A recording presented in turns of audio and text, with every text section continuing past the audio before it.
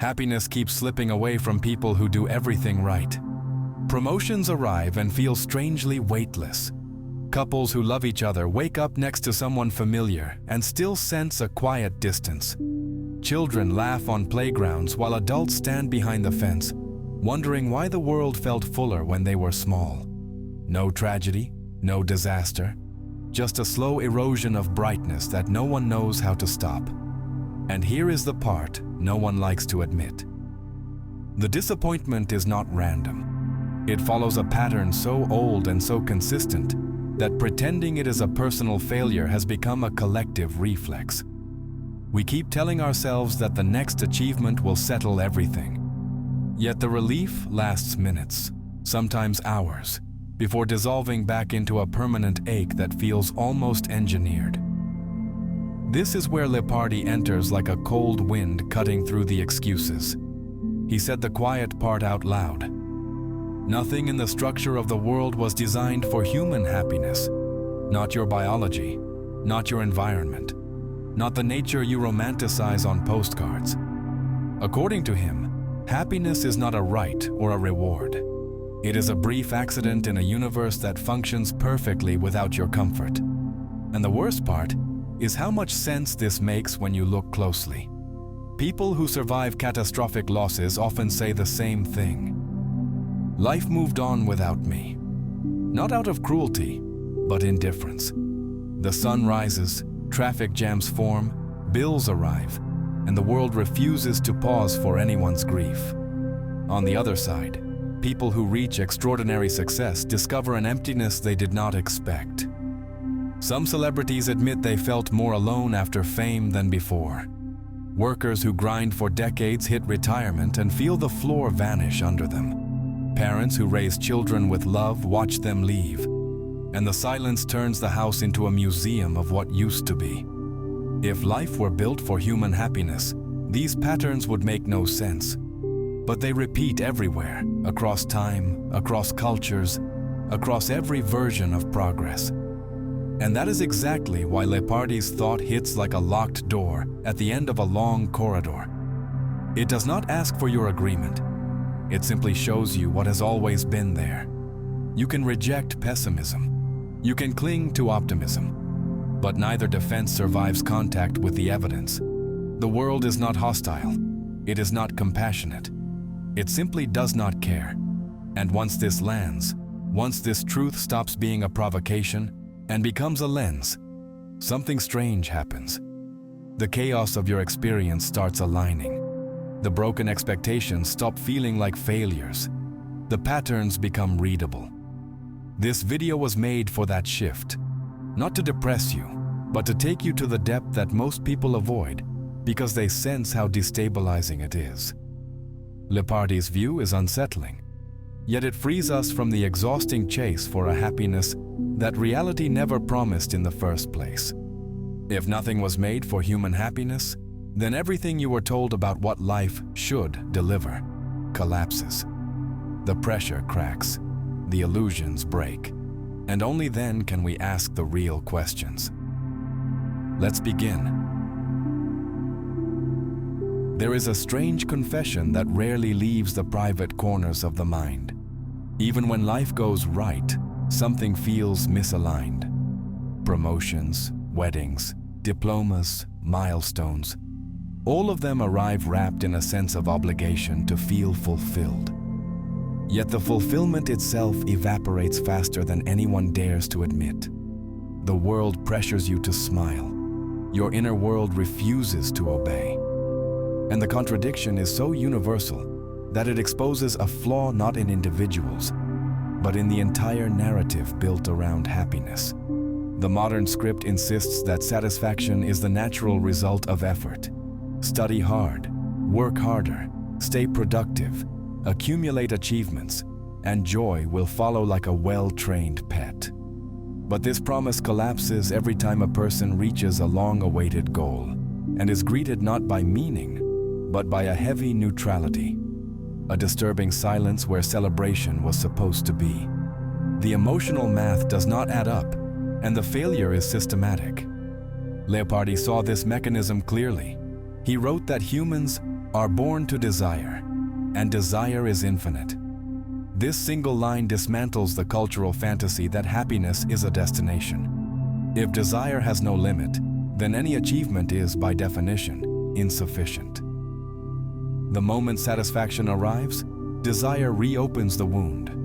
There is no stable ground, only a recurring cycle: anticipation, pursuit, brief euphoria, return to dissatisfaction. Psychology would later call this hedonic adaptation. Leopardi called it reality. What society calls a life plan is in fact a carousel built on that cycle. It promises solidity where there is none. It convinces people that happiness waits just beyond the next corner, then the next, and the next after that. This is not hope. It is a manufactured mirage. And the proof is everywhere. Adults who have checked every box of success, yet whisper to themselves at night that something feels missing. Parents who love their children deeply, but feel guilt for a loneliness they cannot explain. Workers who spend decades climbing career ladders, only to discover that the top is indistinguishable from the middle, except for the view of how far they've strayed from their own lives. If happiness were the natural consequence of doing things right, these experiences would be anomalies. Instead, they form the baseline of the human condition. They reveal the lie at the center of the cultural narrative. Happiness was never guaranteed, never promised, never built into the structure of existence. The world does not operate on emotional reward systems. It operates on survival, randomness, and inertia. Leopardi's strength as a thinker comes from the clarity with which he exposes illusions. He wrote that humans live nourished by hope, even when hope works against them. For him, illusions are not harmless. They are traps that keep people chasing ideals that the world cannot deliver. And the cultural myth of guaranteed happiness is the most elaborate trap of all. It demands constant performance, constant optimism, constant self-surveillance. The moment someone feels unhappy, the system blames the individual rather than the promise itself. Tragedies make this even more undeniable.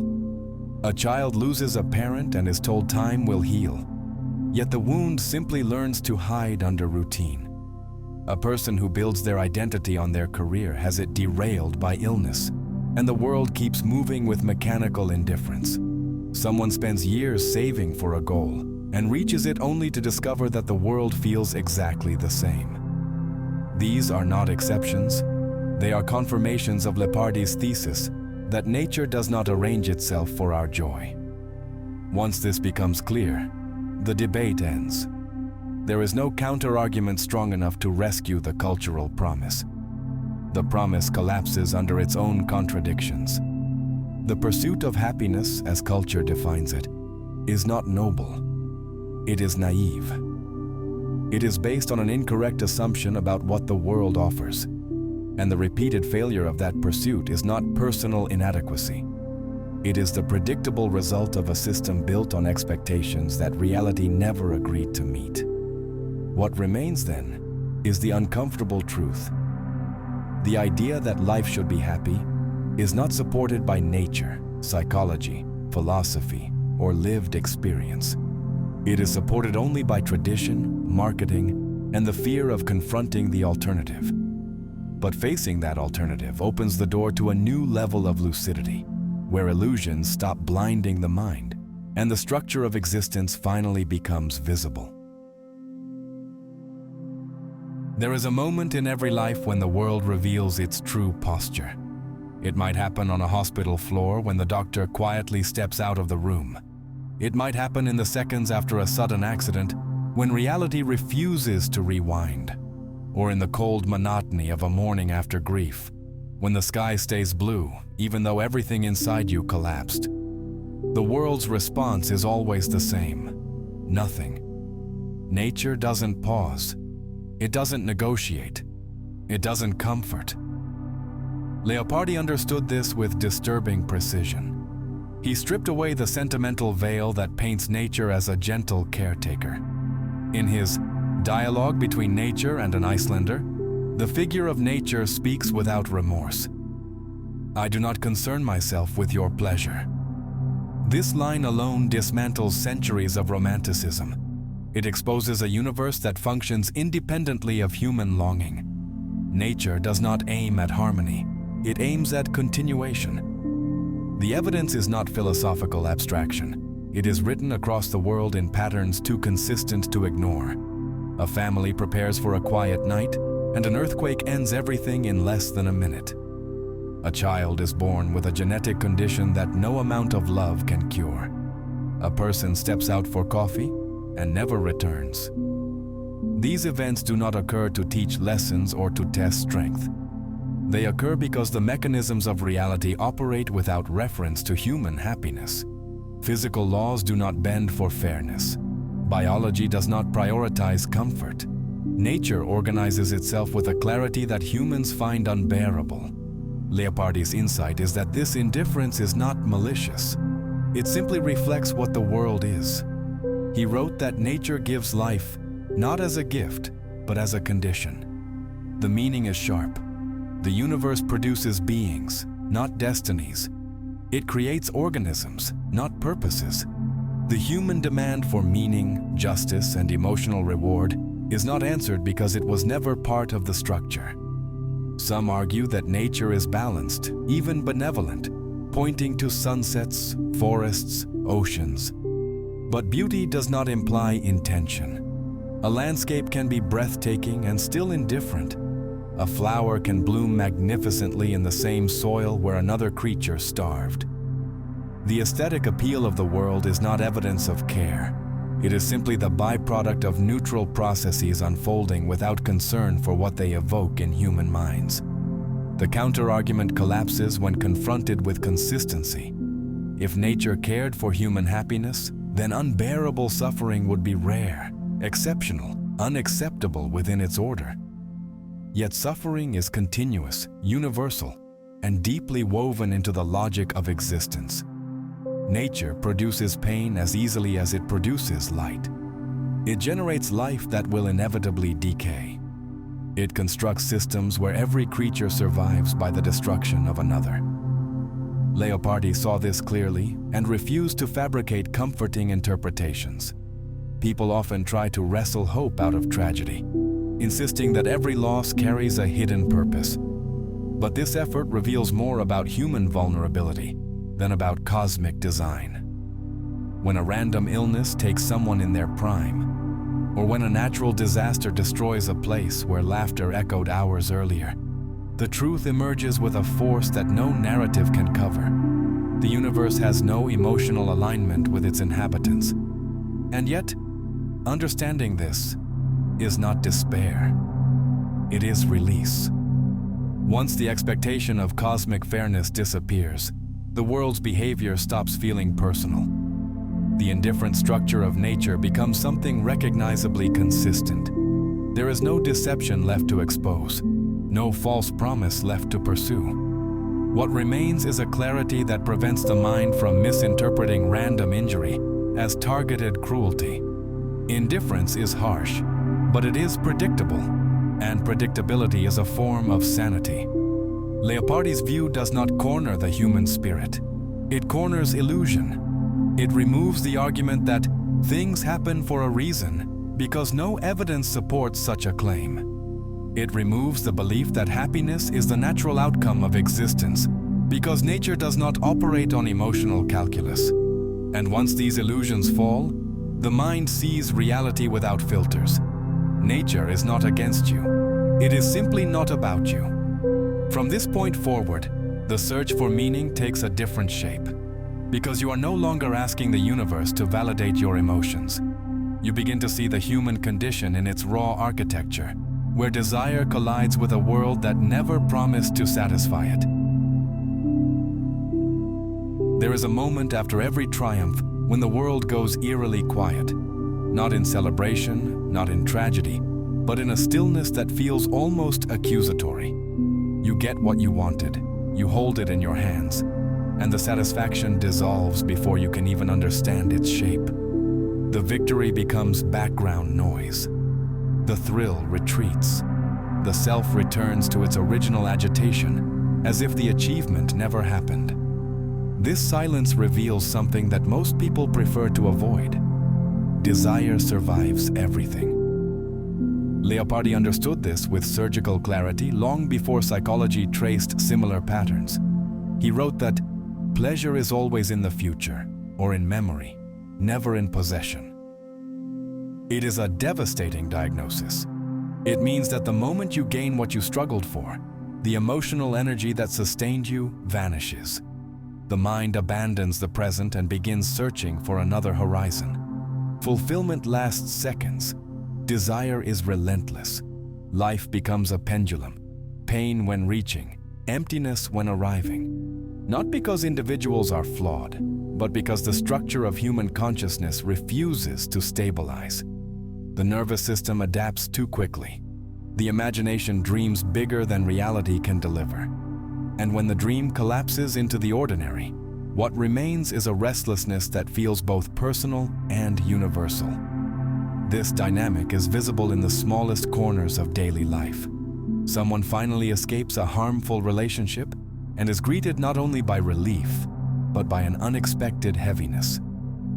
Years were organized around surviving the pain, and once the pain vanishes, the identity built around endurance collapses. Another person spends decades preparing for retirement, expecting peace, but finds instead a vast emptiness where purpose used to stand. Or consider the long Sundays when nothing tragic happens, yet the hours feel strangely hollow, as if the world forgot to assign meaning to them. These experiences are not anomalies. They are confirmations of Leopardi's view that the human condition oscillates between suffering and boredom. When desire is blocked, pain emerges. When desire is satisfied, a vacuum forms. The mind repels stillness because stillness exposes the absence of a final purpose. And that absence frightens more deeply than pain itself. Modern neuroscience accidentally supports this. The brain is wired to detect novelty, scarcity, threat. Pleasure is chemically brief. Stability feels unnatural because our biology evolved to keep us alert, not fulfilled. The machinery of survival never promised joy. It promised continuity, and continuity is achieved through dissatisfaction, because dissatisfaction pushes the organism forward. This is why positive events decay so quickly into routine. The spark fades, the mind normalizes, the horizon shifts. Desire outruns every accomplishment. Leopardi interpreted this not as psychological failure, but as proof that the world cannot match the scale of what humans imagine. The imagination expands endlessly. Reality remains finite. The gap between the two generates chronic tension, and the tension becomes the core of existence. Some people try to escape this by multiplying stimulation. New relationships, new ambitions, new distractions. But novelty has an expiration date. Every thrill becomes neutral once familiar. Every victory becomes old news once absorbed by memory. Even joy, when prolonged, turns flat. Desire eventually reclaims the mind and demands a fresh object to chase. The counter-argument collapses instantly. If fulfillment were the natural state of humanity, boredom would be rare, and contentment would be easy. Yet boredom is widespread, and contentment is so fragile that even joyous moments cannot protect themselves from erosion. The pattern is universal, cross-cultural, ageless. Happiness is episodic, restlessness is structural. Leopardi's genius lies in naming this without euphemism. He did not blame society, nor moral weakness, nor the lack of willpower. He blamed the fundamental mismatch between what humans hope for and what existence can provide. And once that mismatch is recognized, the emotional landscape of life becomes easier to interpret. The emptiness after achievement is not failure, it is design. The ache that returns after moments of joy is not a flaw, it is inevitability. Understanding this does not numb the pain, it removes the confusion surrounding it. Pain, boredom, longing, restlessness.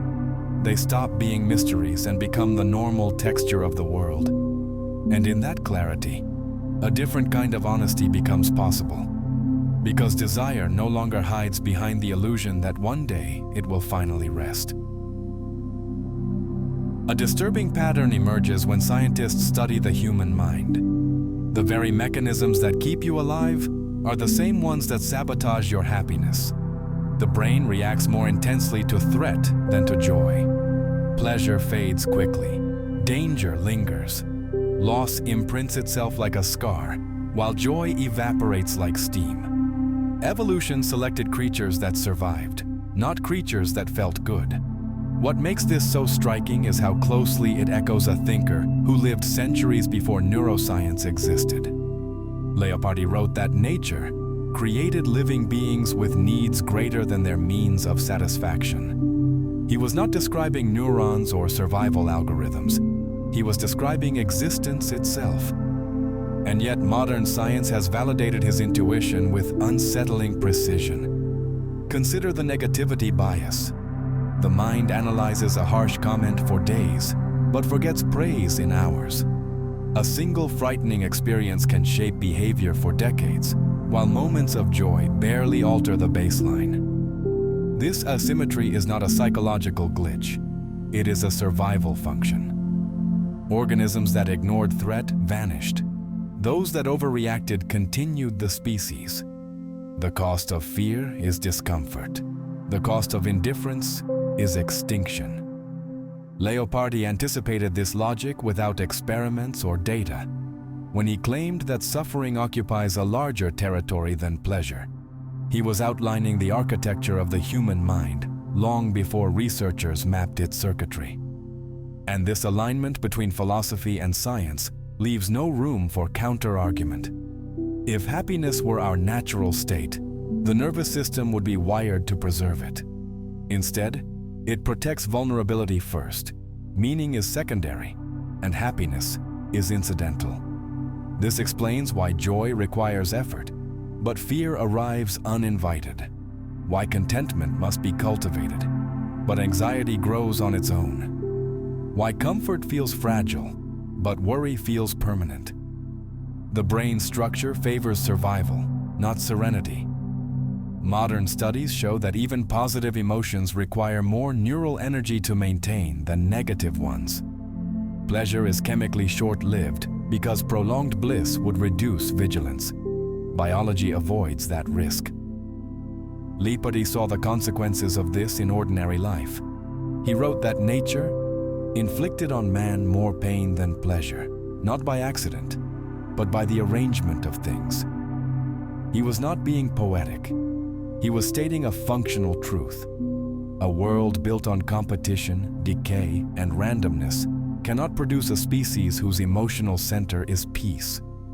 Peace is unstable because it offers no evolutionary advantage. Daily reality confirms this without effort. A person may remember childhood humiliation more vividly than any joyful birthday. A parent worries about their child even when everything is going well. Workers feel the tension of potential failure more sharply than the pride of past success. The human mind magnifies risk, not delight. It stores fear with precision and stores joy as fragments. Some insist that optimism is healthier, but health has nothing to do with truth. Optimism can feel good, but it cannot rewrite the mechanics of the brain. It cannot override millions of years of evolutionary design. It cannot change the fact that organisms persist because they anticipate danger, not because they celebrate victory. What makes this irrefutable is the convergence between disciplines that rarely agree. Biology shows that life evolves through struggle. Psychology shows that negative experiences dominate mental life. Neuroscience shows that the pleasure system has strict limits. And Leopardi, long before the data existed, synthesized these principles into a single insight. The human condition is structurally inclined toward dissatisfaction. This does not mean joy is impossible. It means joy is exceptional. It means the normal emotional baseline is not euphoria, but tension, alertness, longing. And understanding this removes the illusion that happiness failing to appear is a personal defect. It is not failure. It is physics, biology, history, evolution, and philosophy converging on the same conclusion. The structure of life was never designed for human comfort. The evidence does not contradict Leopardi. It completes him. There is a strange relief that enters a person's life the moment they stop expecting the universe to behave like a parent.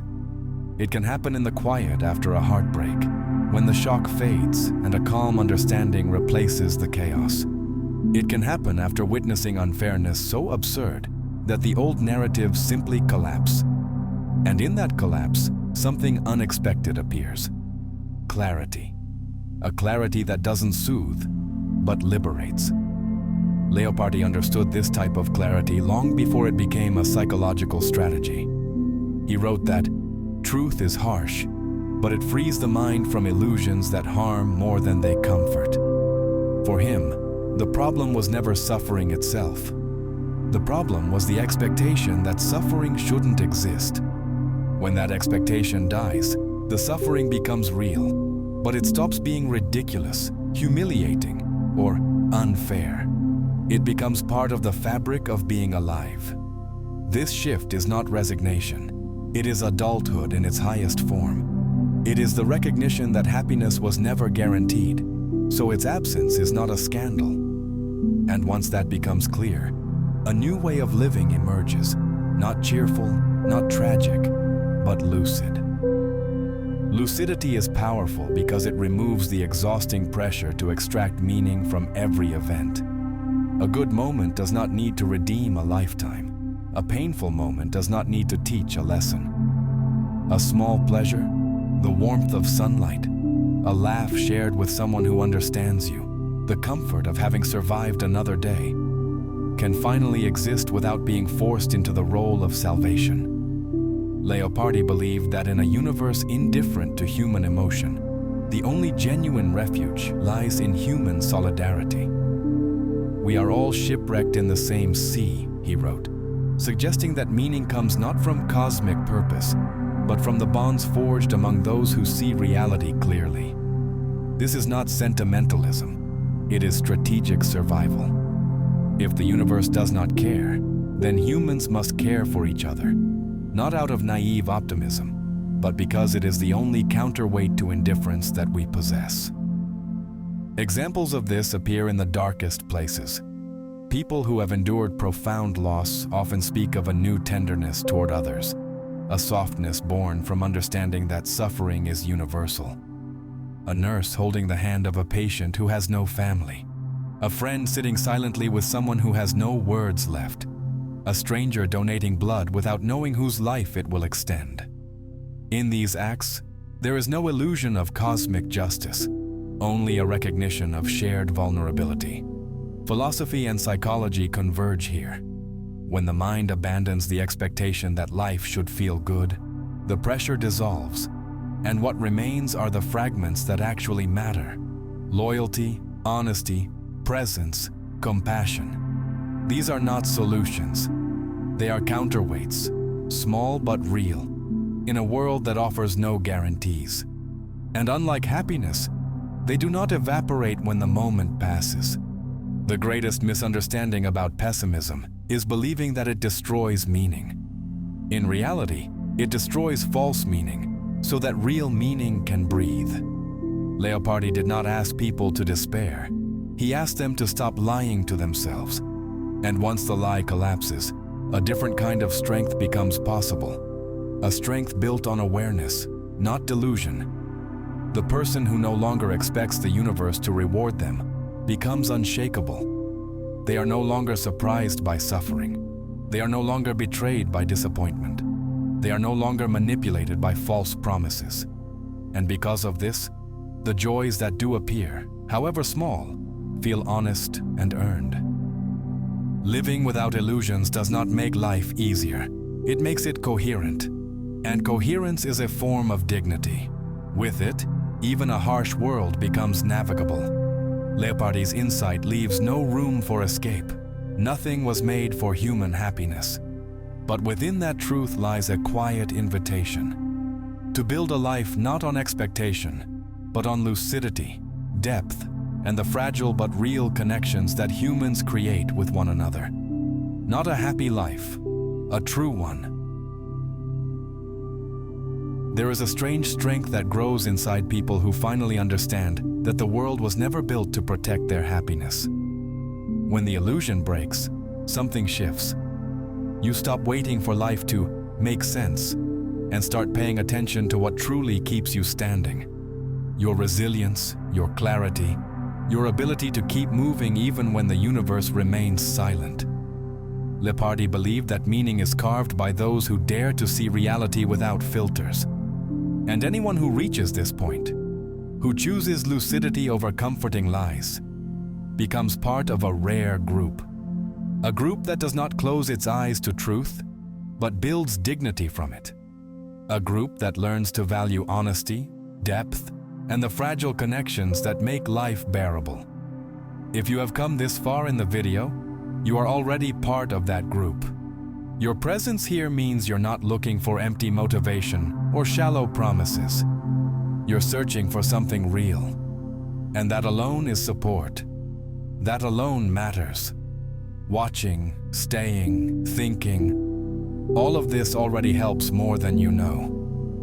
But if you feel that this channel gives you something valuable, if these ideas speak to a part of you that most people ignore, consider going one step further. Becoming a member is not just a button. It is joining a circle of people who want to sustain content that refuses to lie to them. Members receive exclusive posts, deeper reflections, early access, and a closer space to continue these conversations that most of the world avoids. And if membership isn't possible right now, that's completely fine. Sharing the video, commenting, or simply watching until the end is already a real contribution. It keeps this work alive. It tells the algorithm that truth still has a place on this platform. If you'd like to support in another way, the Super Thanks feature exists for those who want to say, in their own way, this meant something to me. Every contribution, big or small, helps create more content like this, built with honesty, depth, and respect for your intelligence. But let this be clear. Even if you never click anything, your presence here already matters. The fact that you chose to spend your time with this channel is a form of support I don't take lightly. Still, if you feel that what you heard today resonated, consider becoming a member or using Super Thanks, not out of obligation, but out of connection, out of belonging. Out of the simple human instinct to sustain what speaks to the truth inside you. Thank you for standing in this difficult light with me.